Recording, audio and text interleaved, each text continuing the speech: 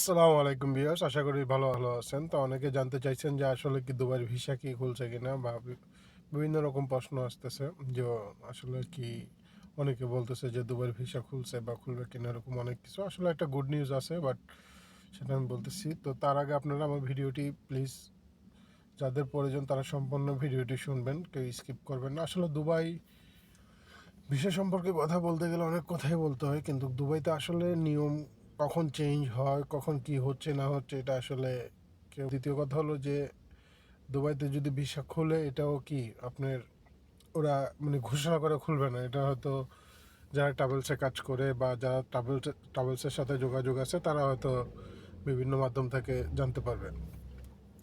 তো আমি একটা যে বিষয়টা নিয়ে কথা বলতে যাচ্ছি, আসলে দুবাইয়ের ভিসা খুলছে সেই বিষয়ে আমি প্রথমে আপনারা একটা থাম্বনেল দেখছেন। তো দুবাইয়ের ভিসা খুলছে বলতে, যারা ইনসাইড আছে দুবাইয়ের ভিতরে আছে, অনেকে ক্যান্সেল ভিসা আছে বা অনেকের ভিসা লাগাইতে পারতেছে না। এরকম অবস্থায় যারা আছে, অনেকে যাচ্ছে যে তার কাছে একটা ভালো একটা কোম্পানির অফার লেটার আছে, বাট সে ভিসা লাগাইতে পারতেছে না।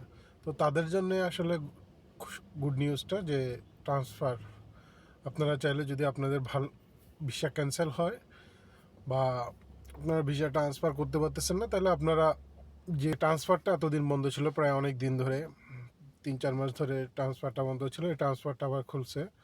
তো আপনারা চাইলে এখন ভিসা ট্রান্সফার করতে পারবেন।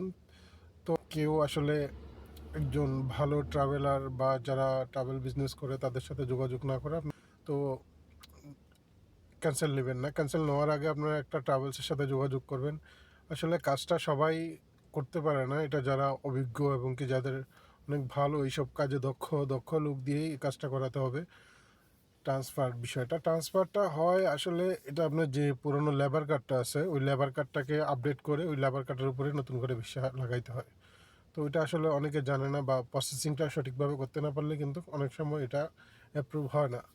তো আমি বিষয়টা আসলে আপনাদেরকে না জেনে বলতেছি না, যে আমি আসলে আমার যে একজন ট্রাভেলার ভাই, যার সাথে আমি সবসময় কাজ করি বা যার সাথে কাজ করাই যাকে দিয়ে, তার সাথে যোগাযোগ করার পর সে 2টা ভিসা হয়েছে অলরেডি।